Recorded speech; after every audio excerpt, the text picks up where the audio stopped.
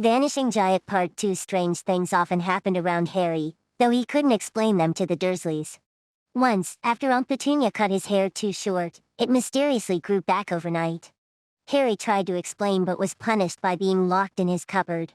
Another time, when Aunt Petunia forced him into Dudley's jumper, it kept shrinking, though Harry wasn't punished for that.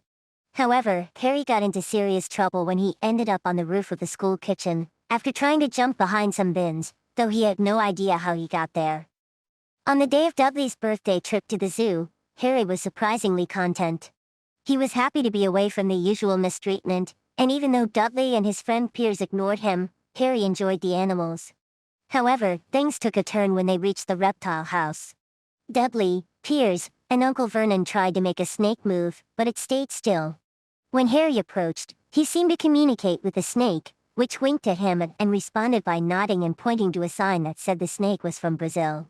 As Harry conversed with the snake, the glass of the tank suddenly disappeared, and the snake slithered out. People screamed, and the Dursleys panicked. Dudley and Piers claimed that Harry had been talking to the snake, which angered Uncle Vernon. Later, Harry was punished and locked in his cupboard with no food. He lay there, reflecting on the 10 miserable years he'd spent with the Dursleys since the car crash that killed his parents. He couldn't remember the crash, but sometimes he had strange visions of a flash of green light and a burning pain on his forehead. Harry also recalled strange encounters with mysterious people who seemed to recognize him, like a man in a violet top hat and an old woman in green.